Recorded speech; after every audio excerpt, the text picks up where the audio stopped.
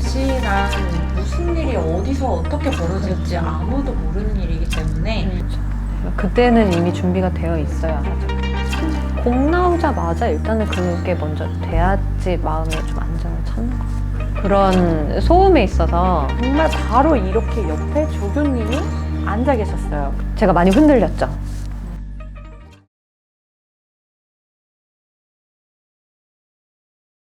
네. 어디서부터? 너무 옛날이긴 하지만 생각나는 대로 일단 먼저 말씀을 드려볼게요.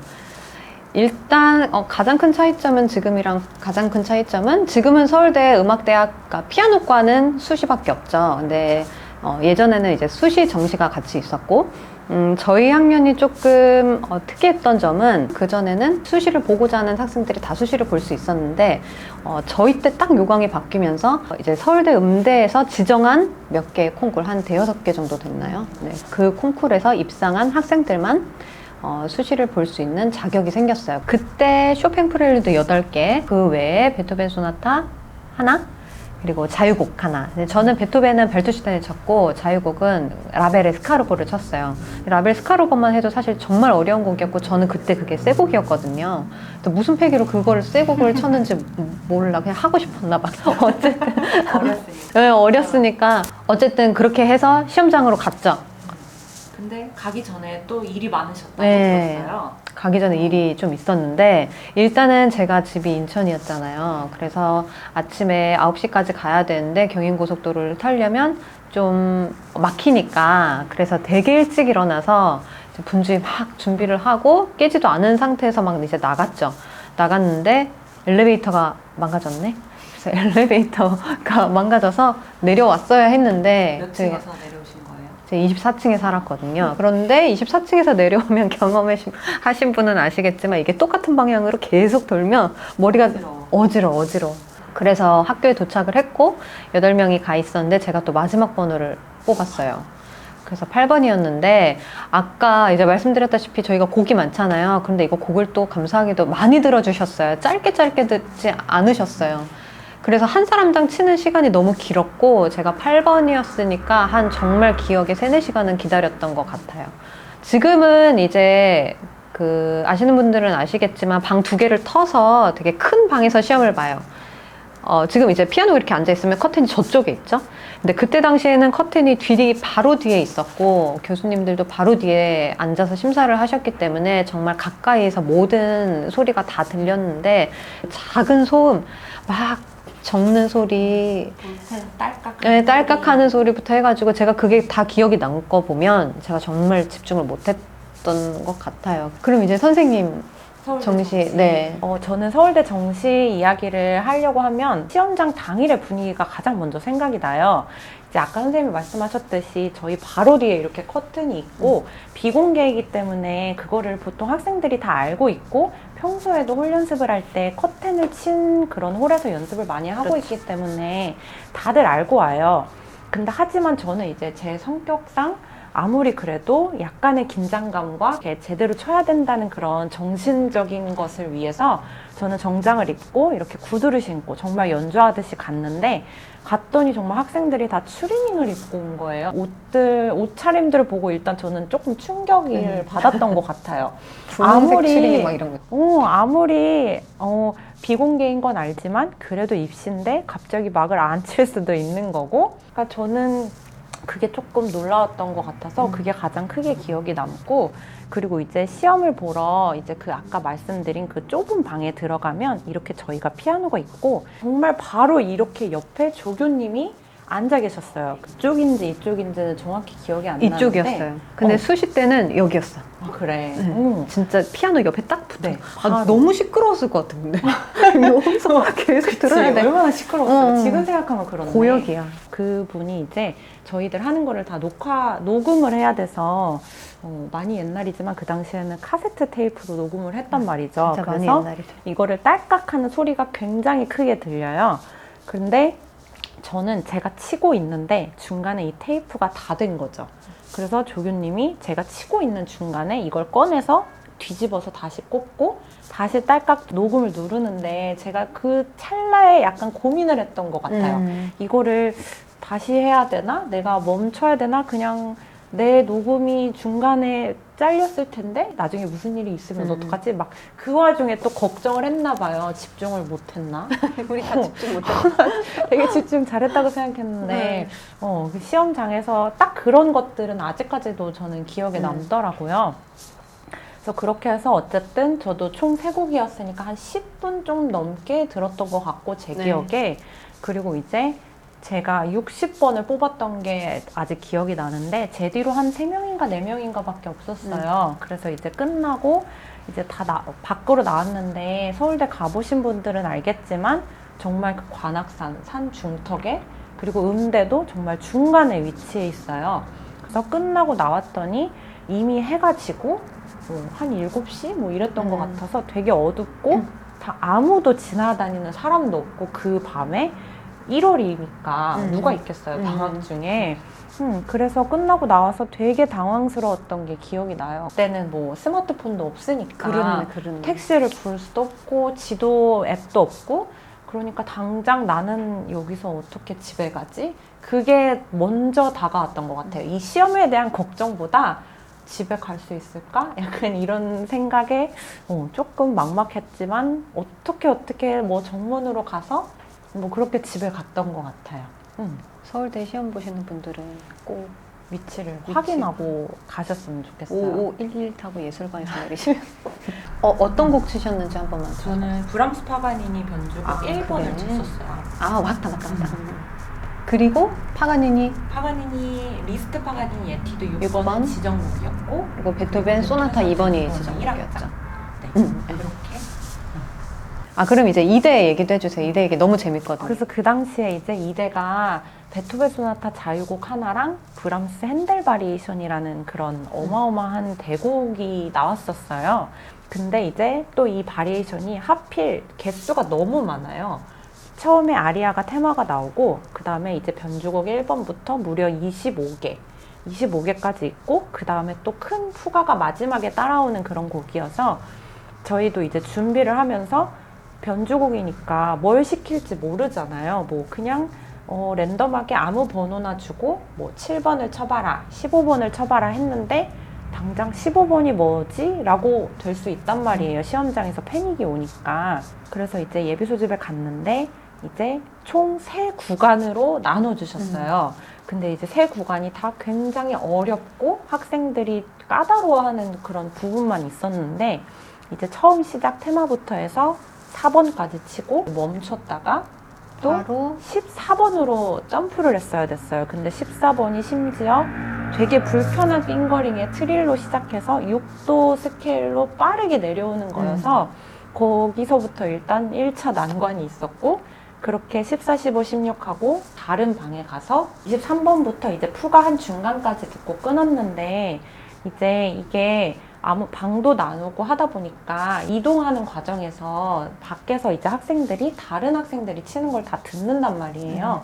그러면 보통 피아노 치시는 분들, 악기 하시는 분들 다 아시겠지만 무대 뒤에서 듣는 모든 사람들의 연주는 나보다 잘하게 들려요.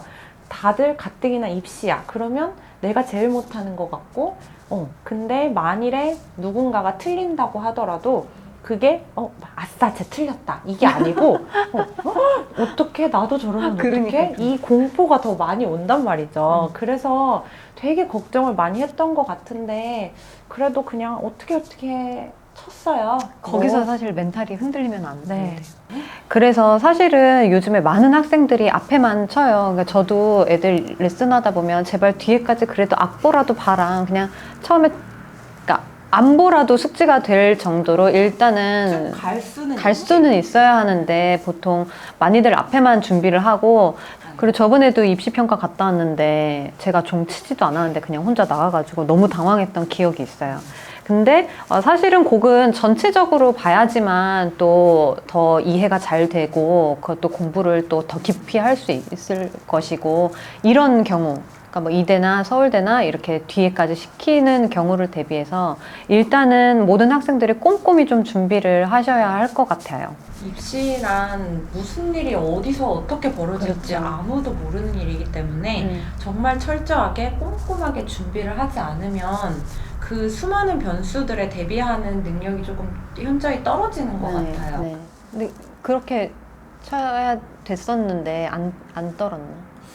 저는 뭐 그래도 그렇게 많이 떨지 않고 했던 것 같아요. 사실 콩쿨도 정말 많이 나갔고 고3 때 홀 연습을 정말 많이 했어요. 제 기억에는 여름방학부터 저는 콩쿨을 거의 일주일에 한두 개씩 매주 있었던 것 같고 그리고 이제 수능 끝나고 정시 준비할 때는 거의 이제 몇 명이서 모여서 뭐 오늘은 이 홀, 내일은 저 홀 이런 식으로 되게 다양한 피아노, 다양한 컨디션에서 연습을 해서 인이 박혔다고 해야 되나?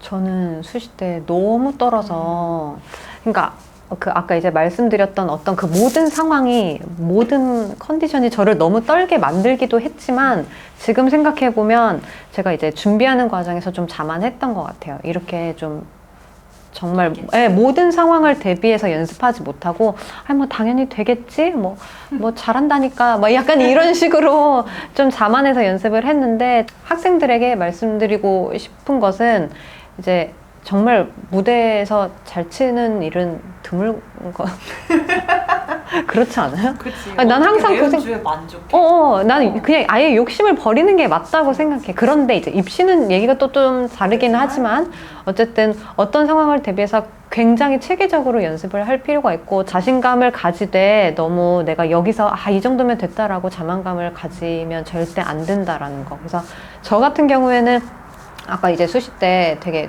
좋은 경험을 했다고 생각을 해요. 그래서 그 무대에서 있었던 일들을 토대로 그 다음에 시험이나 연주에 있어서는 제가 안 떠는 저만의 방법들이라든지 아니면 또 뭐 저만의 연습 방법들이라든지 이런 걸 생각을 해서 무대에서는 좀 그래도 만족할 수 있게 제가 그렇게 연습을 했던 것 같아요.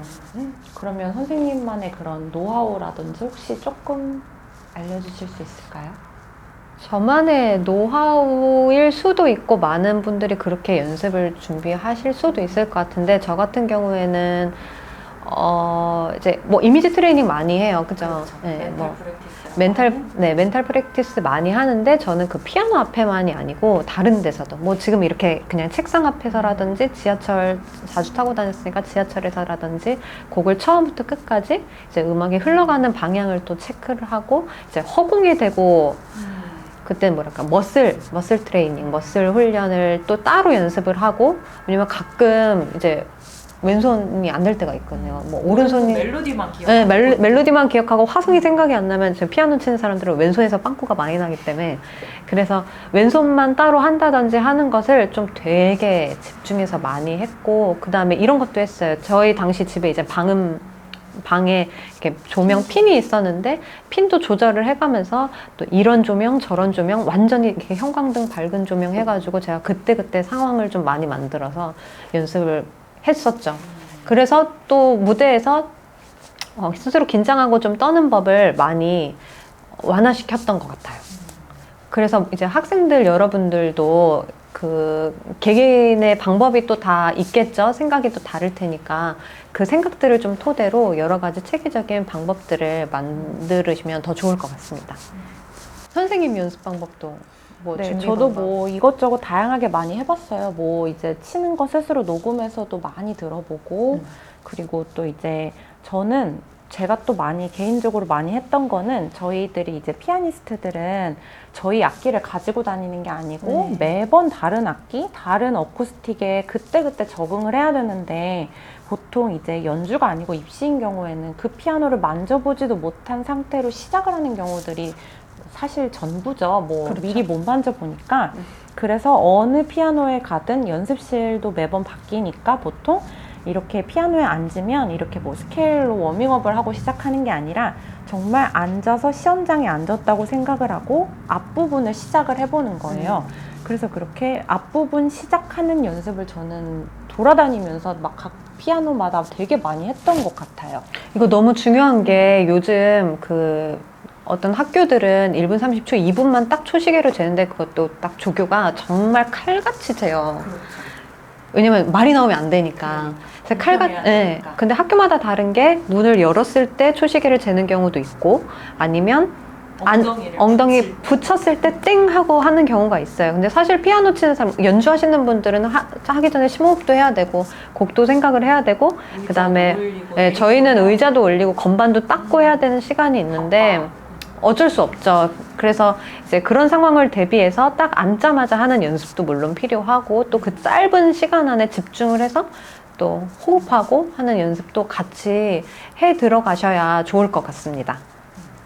그리고 또 하나 말씀드리고 싶은 거는 이제 시험 장소가 물론 당연히 조용하고 저희 심사하시는 선생님들이 우리에게 집중을 해주시지만 그 많은 변수들이 있잖아요. 뭐 외부 소음이라든지 뭐 예를 들어 선생님들이 뭐 펜을 떨어뜨리신다든지 아니면 보통 입시는 겨울이니까 난로에서 갑자기 소리가 나는 경우가 많아요. 그래서 이제 이런 소리들을 보통 선생님들이 커트하는 거라고 착각을 하고 학생들이 연주를 하다가 멈춰버리고 이렇게 당황하고 그냥 그렇게 끝내는 경우들이 간혹 있다고 들었어요. 네, 맞아요. 그래서 이제 그런 것들도 조금 생각을 하셔서 정말 확실히 커트가 아닌 경우에는 어쨌든 일단 가던 길을 계속 가야 되고 그리고 연습할 때도 조금 소음이 있는 환경에서 해보는 것도 저는 조금 추천해드리고 싶어요. 네. 그리고 이 무엇보다도 꾸준함과 성실함, 절실함. 그렇죠. 이길 수 없다. 그 어떤 팁이나 사실 노하우도 이렇게 진득하게 오래 앉아서 성실하게 열심히 연습하는 거를 저는 이길 수 없다고 사실은 그렇게 생각해요. 맞아요. 엉덩이 붙이고 앉아 있는 시간과 그다음에 그 시간 안에 또 생각하는 많은 것들이 그게 모두 합쳐져서 이제 좋은 결과가 딱 있어야겠죠. 그래서 여러분들 너무 지금 고생이 많으실 것 같아요. 지금 수시도 아직 다음 주까지 있고 저희가 촬영하는 기준 그리고 수능이 또 한 달 안 남았어요.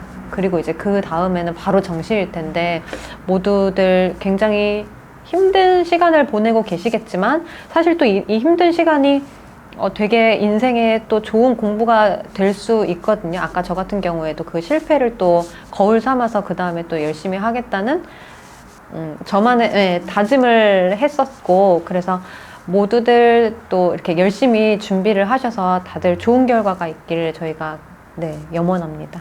기도합니다. 다들 건강 조심하시고 끝까지 아무리 지치더라도 정말 저희가 뭐 끝났으니까 하는 말일 수 있겠지만 진짜 얼마 안 남았어요. 그러니까 조금만 더 버티셨으면 좋겠습니다. 네, 다들 파이팅하세요. 또 궁금하신 점이 있으시면 댓글로 남겨주시면 저희가 또 다음 2탄, 3탄 준비할 수 있습니다.